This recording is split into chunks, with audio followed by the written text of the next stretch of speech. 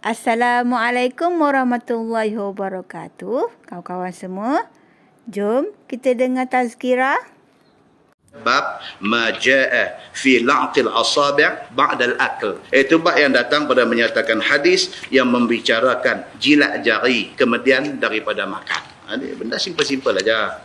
Dia kata lepas makan mudah jilat jari. Ketahuilah saudaraku, apabila satu orang makan dengan belau seperti mana gulai, sayur-sayur dan sebagainya, tentulah apabila nak berhenti daripada makan itu, dia nak kena basuh tangan kerana ada nasi, ada kuah gulai melekat di tangannya.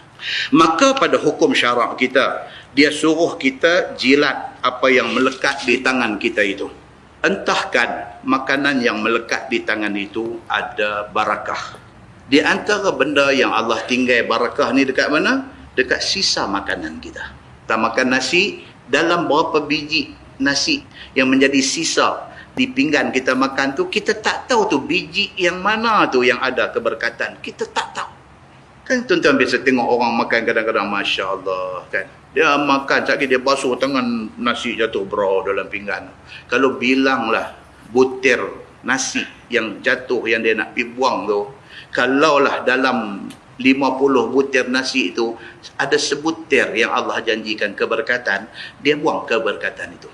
Hang kaya macam mana pun ikutlah sunnah Nabi. Saya duk makan lagu ni, saya lu nasi tabung saya kadang-kadang setengah pinggan buang lagu tu, tak apa, saya duk kaya macam tu juga. Boleh cakap lagu tu. Muslimin dan muslimat yang dirahmati Allah sekalian. Bermula dalil yang menunjukkan atas suruh jilat jari lepas makan itu adalah hadis At-Tirmizi. Kata dia an Abi Hurairah radhiyallahu an. Kata dia sabda Nabi sallallahu alaihi wasallam, apabila sudah makan seseorang daripada kamu, maka jilatlah jarinya. Jangan rasa lekeh bila kita nak buat sunnah Nabi. Jangan. Tak mau ada dalam diri kita. Walau sikit, tak mau ada dalam hati kita ni lekehkan sunnah Nabi. Tak mau. Hang boleh buat, hang mampu buat, atau hang tak mau buat, atau hang tak mampu buat, itu bab lain. Tapi jangan memperlekehkan benda yang disunnahkan oleh Nabi sallallahu alaihi wasallam. Jangan. Jilat jari ini sunnah Nabi, tapi dia ada masa dia. Masa dia apa dia?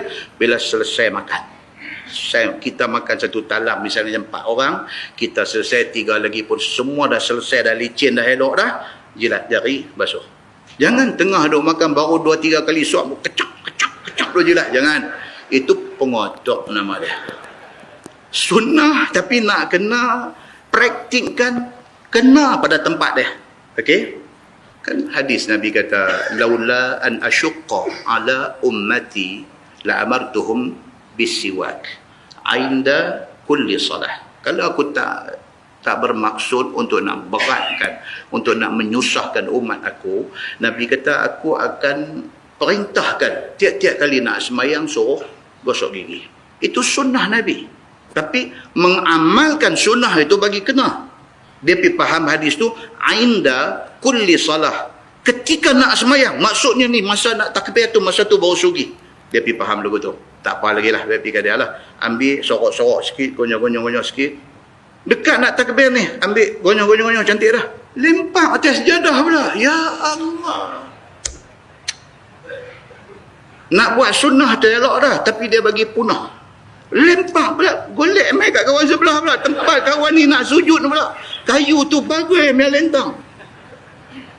Kadang-kadang tuan-tuan, benda ni jadi tak jadi kadang. Sama dengan kes jilat jari ni. Dia kata, apabila sudah makan seseorang daripada kamu, maka jilatlah jarinya. Kerana bahawasanya tiada diketahui pada barang mana ada barakahnya. Kita tak tahu tu dalam butir beras mana tu yang Allah janjikan keberkatan. Maka berkat itu menjadikan dirinya afiah. Dia kata, bila kita dapat berkat itu, sihat kita. Di antara tanda keberkatan, Allah bagi sihat, alhamdulillah. Ataupun dia kata menguatkan atas taat dan sebagainya. Tanda berkat Allah bagi kat kita ni apa dia? Kita kuat beribadah kepada Allah. Kuat beribadah. Jaga-jaga, dia kata. Bukan saya kata, kitab kata. Kan? Jim alif ga buh nombor 2. Maksudnya apa? Jaga-jaga. Jaga-jaga ni maksudnya apa? Jangan lena. Tengok, elok-elok. Dia kata, jaga-jaga. Jangan jilat tangan itu di waktu tengah makan. Ni hak kata tak dia mai lah. Saya ulang lagi sekali. Dia kata jaga-jaga. Jangan jilat tangan itu ketika tengah makan. Maka yang demikian itu ditegah oleh syarak pula. Dia kata. Kerana membencikan orang yang makan sama dengan kita. Kawan yang makan sama dengan kita. Kita baru suap dua mulut jilat. Tarik pula tepuk bunyi. Kawan hadut makan sebelah ni dah tengok dah dia ni. Dia sebut dia tu dia ni. Tak habis tu sebenarnya jadi tak elok lah. Sat lagi suap belum 3 mulut lagi, tarik lagi sekali jari. Tepuk bunyi. Tarik tepuk bunyi lagu tu. Bunyi macam buka todong lemen ni. Dia kata apa? Maka janganlah buat yang demikian itu. Yang ni tengah duk makan, duk jilat jari ni. Maka yang demikian itu ditegah oleh syarak pula. Kerana membencikan orang yang makan sama-sama dengan kita. Dan jadi mencampurkan ayam liok hang dengan apa-apa makanan yang ada di kau ni.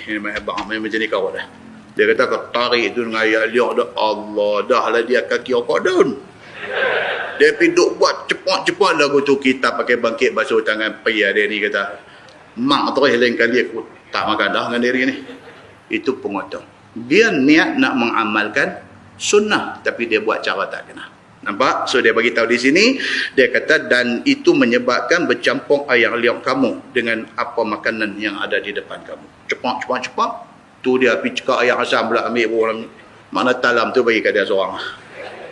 Baik, dia kata At-Tirmizi dan pada bab ini ada riwayat daripada Jabir dan daripada Ka'ab bin Malik dan daripada Anas dan bermula hadis ini hadis yang gharib.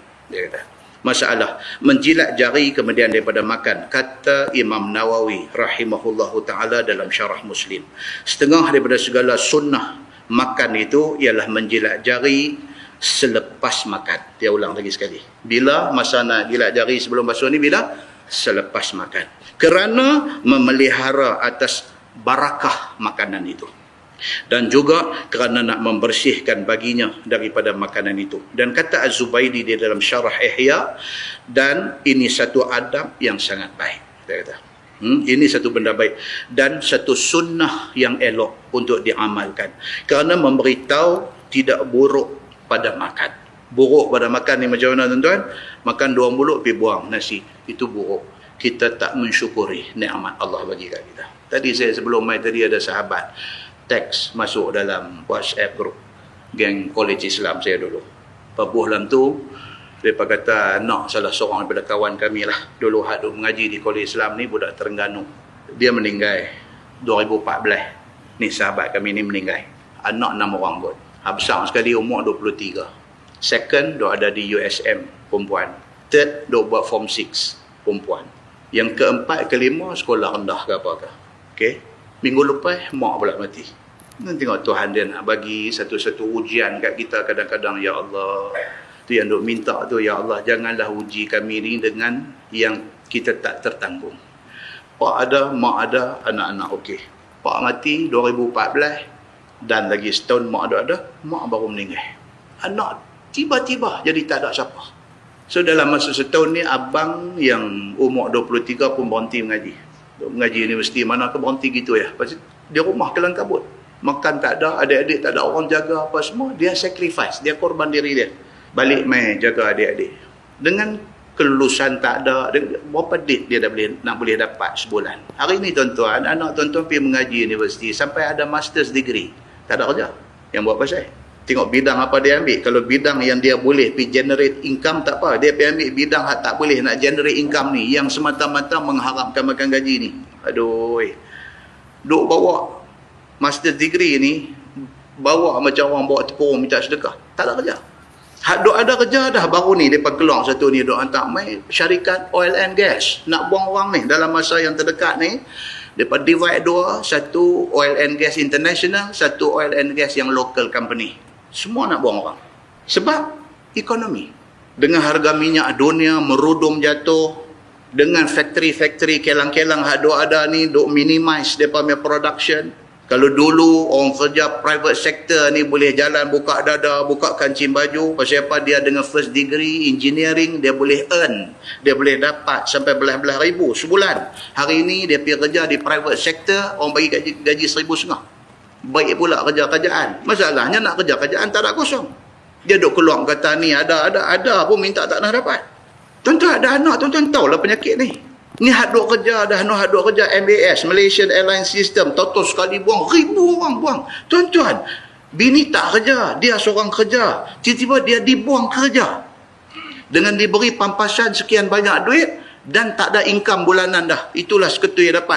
Banyak itulah nak makan tak tahu berapa lama. Dengan bini tak kerja, dengan dia pun umur dah 45 nak pergi minta kerja tang mana. Dengan keadaan duk jadi macam tu. Dengan dia, anak-anak semua duk mengaji sekolah lagi. Dengan dia ni duk fikir ni rumah tak habis bayar lagi. Dengan duk fikir kereta tak habis bayar lagi. Dengan duk fikir duit ni anak nak mesti keluar sekali berapa ribu keluar semua.